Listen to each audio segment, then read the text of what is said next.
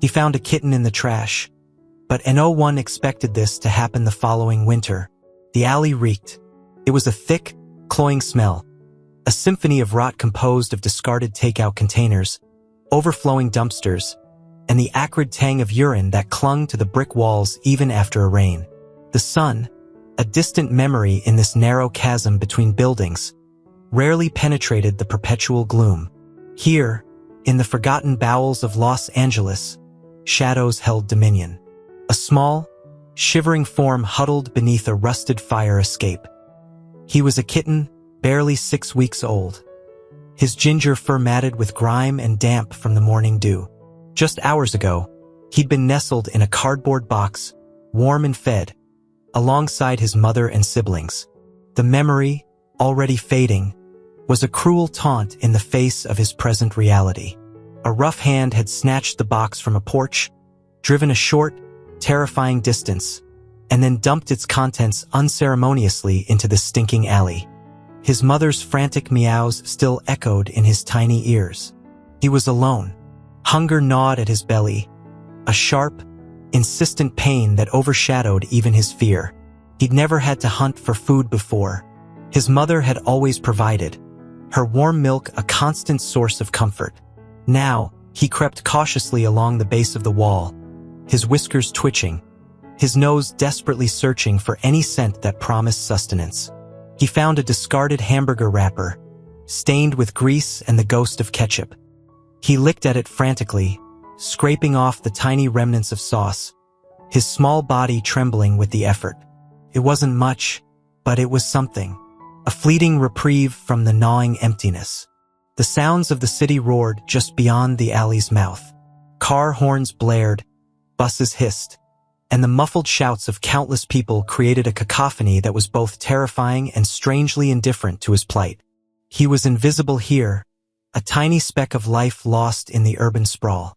A rat, bold and sleek, scurried past, its eyes gleaming in the dim light.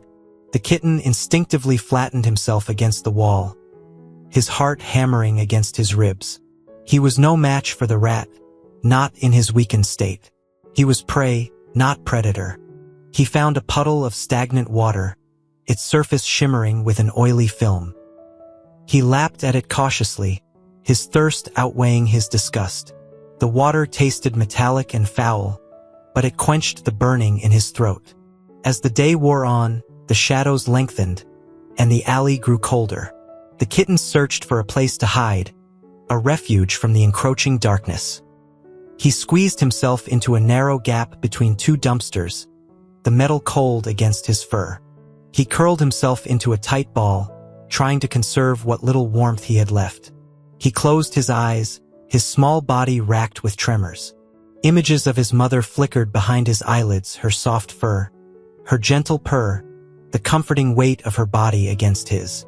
He whimpered softly, a tiny, lost sound that was swallowed by the immensity of the alley. He didn't know how long he slept, but he was jolted awake by a loud crash. A dumpster lid slammed shut, the sound echoing through the alley like a gunshot. He scrambled back further into his hiding place, his eyes wide with terror. He saw a pair of boots, worn and scuffed, stop near the dumpster. He held his breath, every muscle tense, waiting for the inevitable. He was sure he'd been discovered. He was sure this was the end. The man did not see him. The kitten remained unseen. He'd peek out, only the sound of the man rummaging. The boots belonged to Walter. He was an old man, his face a roadmap of wrinkles etched by hardship and time. His beard, once a proud thicket of gray, was now a straggly, unkempt mess, stained with the remnants of past meals. His clothes, layers upon layers of mismatched garments, were threadbare and faded, smelling faintly of wood smoke and unwashed laundry. He was a fixture of the alley, as much a part of its landscape as the overflowing dumpsters and the graffiti-covered walls. Walter was homeless. He'd been living on the streets of Los Angeles for years, a silent casualty of a system that had chewed him up and spat him out. He'd lost his job as a mechanic after a factory closure, then his wife to a sudden illness, and finally his home to foreclosure. The descent had been swift and brutal, leaving him adrift in a sea of indifference. He wasn't begging.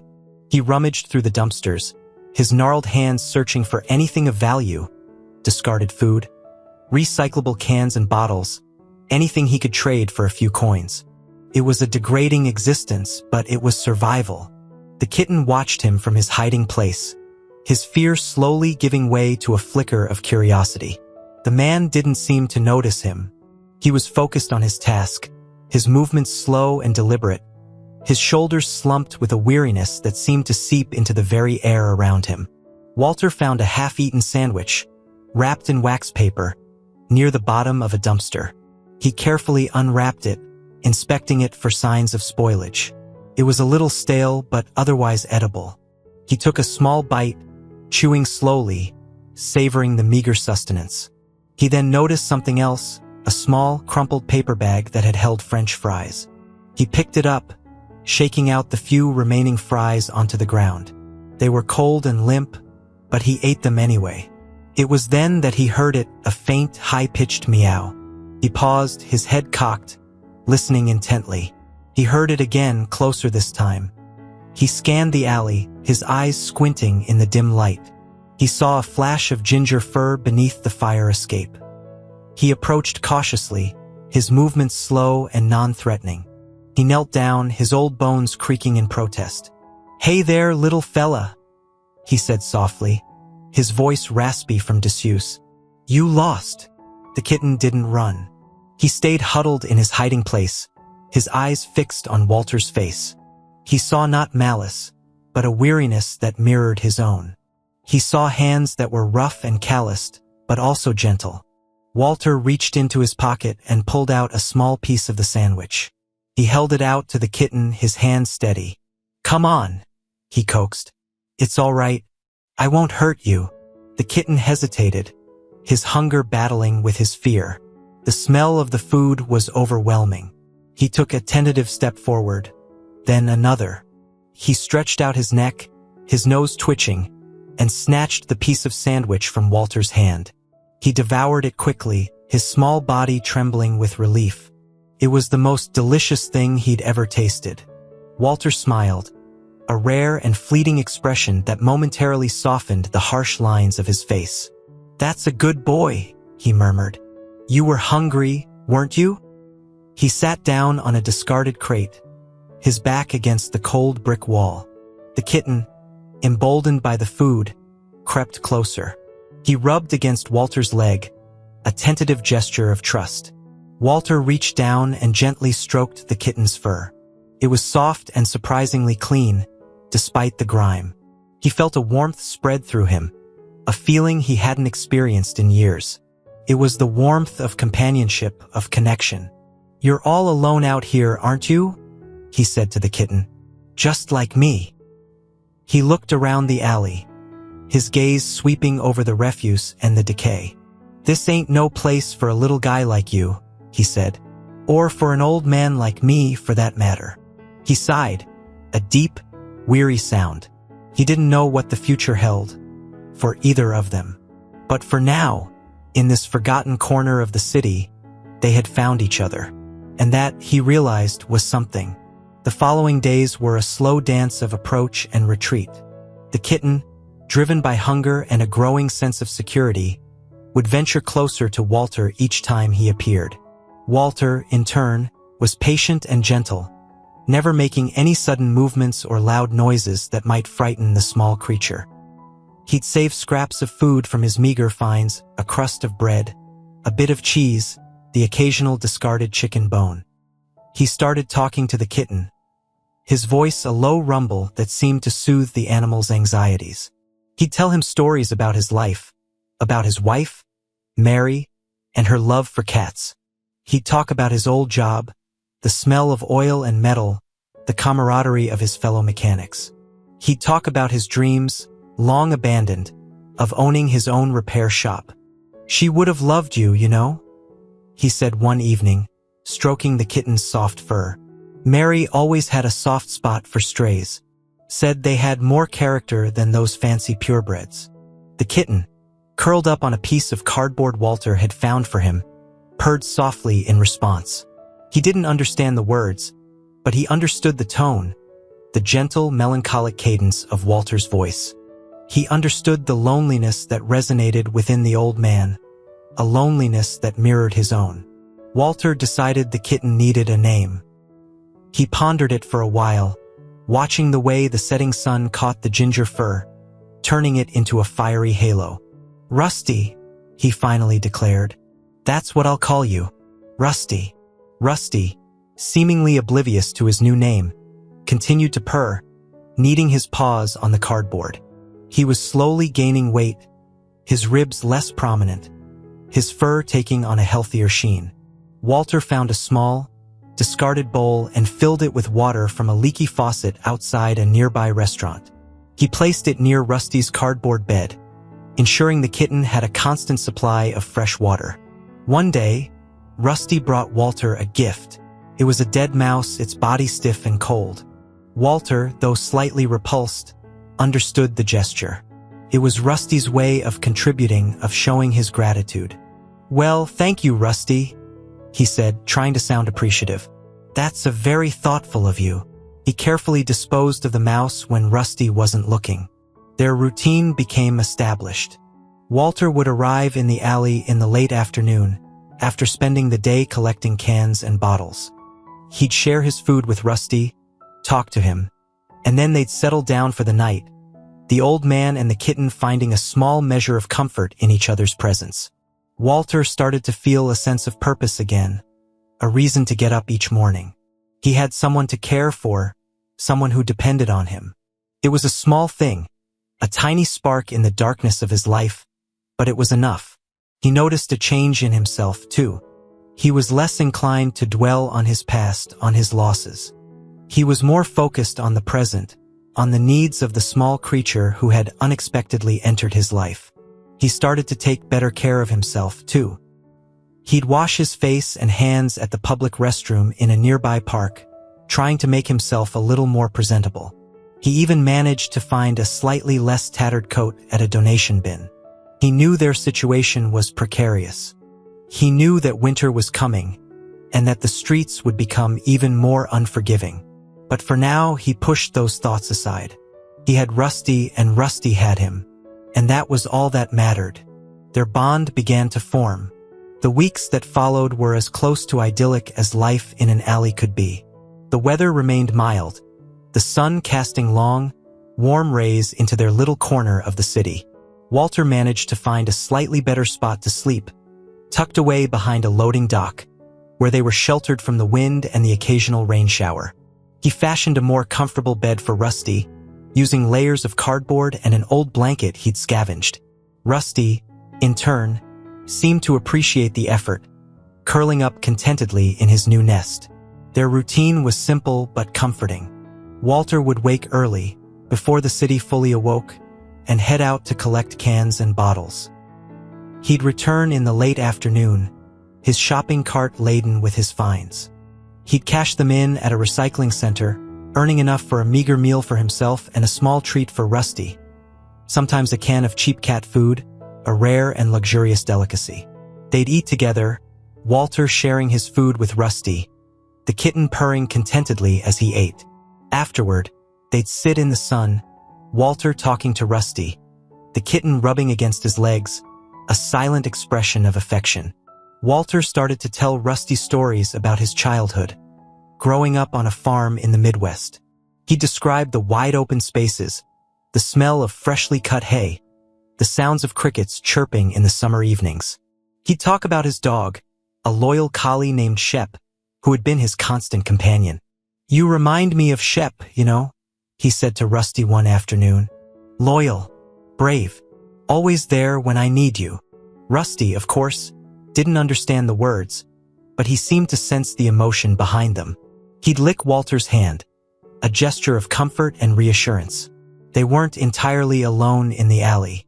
There were others like them, other homeless men and women who had sought refuge in this forgotten space. Most of them kept to themselves, their lives marked by a quiet desperation. But there was one woman, a kindly soul named Sarah, who took an interest in Walter and Rusty. Sarah was a former nurse who had fallen on hard times after losing her job and her home. She lived in a nearby shelter, but she often spent her days in the alley, reading books and sketching in a worn notebook. She'd noticed Walter and Rusty, and she'd been touched by their bond. She'd occasionally bring them food, a sandwich, a piece of fruit, a cup of soup. She'd talk to Walter, offering him words of encouragement and support. She'd pet Rusty, marveling at his resilience. "You're a lucky man, Walter," she said to him one day, "to have such a loyal companion." Walter nodded, his eyes filled with gratitude. "I know," he said. "He's saved me in a way." "Animals have a way of doing that," she said softly. "They remind us of what's truly important." One sunny afternoon, a young boy, no older than 7, wandered into the alley with his mother. He spotted Rusty playing with a crumpled piece of paper, batting it around with his paws. The boy's eyes lit up. "Mommy, look, a kitty." His mother, initially hesitant about letting her son approach, saw the gentle interaction between Walter and Rusty. She relaxed slightly, her grip on her son's hand loosening. The boy approached cautiously, his hand outstretched. "Can I pet him?" he asked Walter. Walter nodded. "He's friendly," he said. "Just be gentle." The boy knelt down and stroked Rusty's fur. Rusty, surprisingly tolerant of the attention, purred loudly and rubbed against the boy's hand. The boy giggled, delighted. "He's so soft," he exclaimed. The mother watched, a smile playing on her lips. She saw not a homeless man and a stray cat, but a bond of love and companionship that transcended their circumstances. She reached into her purse and pulled out a few dollars. She handed them to Walter. "For the kitty," she said. Walter was initially reluctant to accept the money, but the woman insisted. "Please," she said. "He deserves a treat." Walter thanked her, his voice choked with emotion. It wasn't just the money. It was the kindness, the recognition of their humanity. These small moments of connection, these acts of kindness, were like rays of sunshine breaking through the clouds of their difficult lives. They were reminders that they weren't entirely forgotten, that there was still compassion to be found in the world. Walter used the money the woman had given him to buy Rusty a small toy, a brightly colored ball with a bell inside. Rusty loved it, chasing it around the alley with boundless energy, his playful antics bringing a smile to Walter's face. As the days grew shorter and the nights grew colder, Walter began to worry about the approaching winter. He knew that the alley would become a harsh and unforgiving place. He started to gather extra cardboard and blankets, trying to insulate their sleeping area as best he could. He also started to save a little bit of money each day, squirreling it away in a hidden pocket in his coat. He had a vague plan of finding a cheap room in a boarding house, somewhere warm and safe where they could ride out the winter. It was a long shot, but it was a hope, something to cling to. He knew he couldn't let Rusty down. He had promised him, silently, that he would take care of him, that he would keep him safe, and he would do everything in his power to keep that promise, even if it meant sacrificing his own comfort. He looked at Rusty, curled up asleep in his makeshift bed, his ginger fur gleaming in the fading light. He felt a surge of love for the small creature, a love that was as fierce and protective as any parent's. "We'll get through this, Rusty," he whispered. "We always do." But even as he spoke the words, a knot of fear tightened in his stomach. He knew that this winter would be their biggest challenge yet. The first frost arrived with a cruel suddenness. One morning, Walter and Rusty woke to find the alley coated in a thin layer of ice, the air biting at their exposed skin. The meager warmth they'd found in their sheltered corner was gone, replaced by a bone-chilling cold that seeped into their very marrow. The change in weather brought a shift in the city's rhythm. The streets, once bustling with activity, became quieter, emptier. People hurried past, their faces buried in scarves, their eyes averted from the homeless huddled in doorways and alleys. The indifference that Walter had grown accustomed to intensified, becoming a palpable wall of separation. Finding food became increasingly difficult. The dumpsters, once a reliable source of scraps, yielded less and less. Restaurants, wary of attracting vermin, kept their garbage bins locked. The occasional handouts from sympathetic strangers dwindled. Walter started to ration his own food, giving Rusty the larger share. He'd go days with only a few crackers and a cup of water, his stomach constantly gnawing with hunger. He grew weaker, his movements slower, his cough more persistent. Rusty, sensing Walter's decline, stayed close to him, curling up against him at night, sharing his body heat. He'd bring Walter gifts, a dead leaf, a piece of string, anything he could find in the increasingly barren alley. One particularly harsh evening, a fierce wind ripped through the alley, tearing apart their makeshift shelter. The cardboard and blankets that had provided some small measure of protection were scattered and shredded. Walter and Rusty were left exposed to the elements, the wind and freezing rain lashing at them mercilessly. Walter tried to rebuild the shelter, his hands numb with cold, his body shivering uncontrollably. But it was futile. The wind was too strong, the materials too flimsy. He found a small alcove beneath a loading dock, a slight indentation in the brick wall that offered a modicum of protection. He huddled there with Rusty, wrapping his arms around the kitten, trying to shield him from the worst of the cold. That night, Walter developed a fever. He drifted in and out of consciousness, his body racked with chills and sweats. He dreamt of Mary, of her warm smile, of her gentle touch. He dreamt of his old life, of the warmth of his home, of the comfort of a full stomach. Rusty stayed by his side, his small body pressed against Walter's, his purr a constant, low rumble. He licked Walter's face, his rough tongue a small act of comfort. The next morning, Walter was weaker still. He could barely stand, his legs trembling beneath him. He knew he needed to find help, but he didn't know where to turn. He couldn't leave Rusty, and he couldn't carry him in his weakened state. He managed to crawl to the mouth of the alley, hoping to catch the attention of a passerby. But the few people who hurried past averted their eyes, unwilling to engage with the sight of a sick, homeless man. He collapsed onto the sidewalk, his body shaking, his vision blurring. He felt Rusty nuzzle against him, his small body a warm presence against his cold skin. He closed his eyes, his thoughts growing increasingly fragmented. He was losing hope. He knew that they were running out of time. Sarah, the former nurse, found them later that afternoon.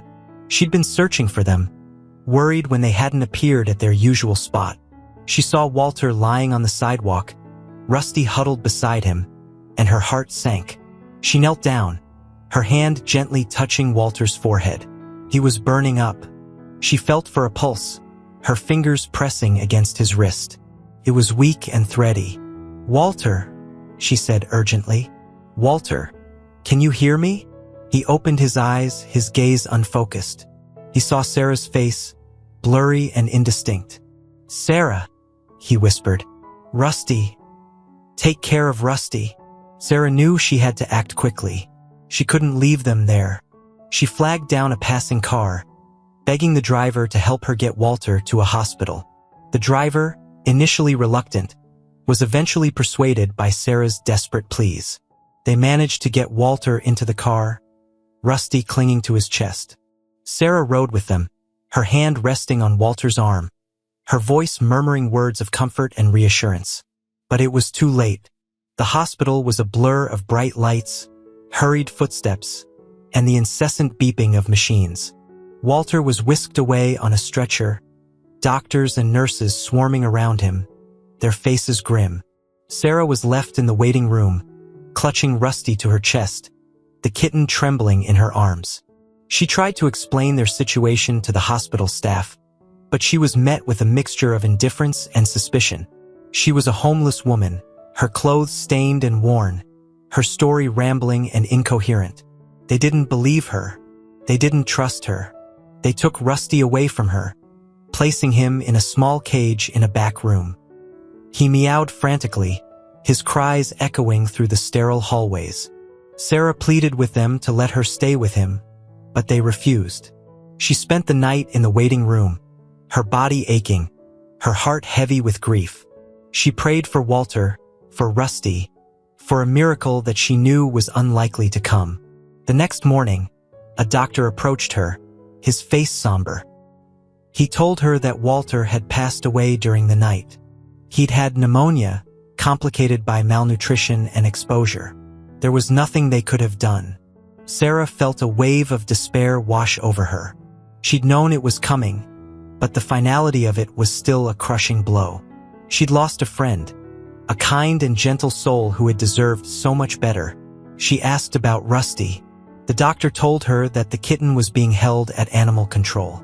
He would be put up for adoption, and if no one claimed him, he would be euthanized. Sarah was horrified. She couldn't let that happen. She knew how much Rusty meant to Walter, how much they had meant to each other. She had to save him. She left the hospital, her mind racing. She had no money, no resources, no one to turn to, but she was determined. She would find a way to rescue Rusty, to honor Walter's last wish. She went back to the alley, to their little corner, now empty and desolate. She gathered the few belongings they had left: Walter's worn coat, Rusty's cardboard bed, the brightly colored ball. She clutched them to her chest, tears streaming down her face. She remembered Walter's words, his stories, his laughter. She remembered his kindness, his resilience, his unwavering love for Rusty. She would not let his memory be forgotten. She started to make inquiries, calling animal shelters, rescue organizations, anyone who might be able to help. She told them about Walter and Rusty, about their bond, about their struggle. She pleaded with them to give Rusty a chance. Most of the responses were negative. The shelters were full, they said. They had too many animals, not enough resources. They couldn't take another stray, especially one with no known history. But Sarah persisted. She refused to give up. She knew that somewhere, there had to be someone who would understand, someone who would see Rusty not as just another stray, but as a symbol of love and loyalty. She finally found a small, independent rescue organization run by a woman named Emily, who was willing to listen to her story. Emily was moved by Sarah's dedication, by the bond between Walter and Rusty. She agreed to take Rusty into her care, to give him a chance at a new life. Sarah was overjoyed. She went to animal control, armed with Emily's contact information and a letter of authorization. She managed to convince them to release Rusty into her custody. She held Rusty in her arms, his small body trembling against hers. She whispered to him, telling him that everything would be all right, that he was safe now. She took him to Emily's rescue, a small, cozy house filled with other rescued animals. Emily welcomed them with open arms, her eyes filled with compassion. Sarah knew that Rusty would be well cared for, that he would have a chance at a happy life. But she also knew that he would never forget Walter, just as she would never forget them. Their story, their bond, would live on, a testament to the enduring power of love in the face of adversity. The snow fell softly, blanketing the city in a layer of pristine white. The alley, once a scene of squalor and despair, was transformed into a place of quiet beauty. The harsh edges were softened, the grime and decay hidden beneath a veil of snow. There was no sound but the gentle whisper of the falling flakes. The city, usually a cacophony of noise, was hushed, as if holding its breath in reverence. In their little corner, beneath the loading dock, where they had shared so many days and nights, the snow had drifted, forming a small white mound. It was here that Walter and Rusty had huddled together for warmth, their bodies pressed close, their hearts beating as one. It was here that they had breathed their last, their lives fading away as silently as the falling snow. There had been no struggle, no pain, just a gentle release, a final surrender to the cold embrace of winter. They were found the next morning by a sanitation worker making his rounds. He saw the two figures, curled up together, covered in snow. He approached cautiously, his heart heavy with a premonition of what he would find. He brushed the snow away, revealing the old man and the kitten, their bodies frozen in a final embrace. Walter's arm was wrapped around Rusty, his hand resting gently on the kitten's fur. Rusty was nestled against Walter's chest, his head tucked beneath the old man's chin. The worker, a hardened man who had seen his share of tragedy in the city's underbelly, was moved to tears. He saw not just a homeless man and a stray cat, but a bond of love that had transcended their circumstances, a love that had endured until the very end. He gently separated them. He took off his heavy coat and wrapped up Walter. Then he took off his scarf to wrap Rusty. He called his supervisor, his voice trembling as he reported his discovery. He couldn't bring himself to describe them as bodies. He called them a man and his cat, a simple phrase that conveyed the depth of their connection. The authorities were notified, and the bodies were taken away. There were no crowds, no cameras, no news reports. Their passing was unnoticed by the world, a silent tragedy in a city of millions. But their story didn't end there. The sanitation worker, touched by what he had seen, told his colleagues, his family, his friends. He told them about the old man and the kitten, about their love, about their final embrace. The story spread, passed from person to person, a whispered testament to the enduring power of companionship. It became a reminder that even in the darkest corners of the city, love could still bloom, a fragile flower pushing through the cracks in the concrete. And so, Walter and Rusty, the homeless man and the ginger kitten, were not forgotten. Their story, their bond, lived on, a silent echo in the heart of the city, a reminder that even in death, love endures. They hugged each other, a final farewell, and left this world together.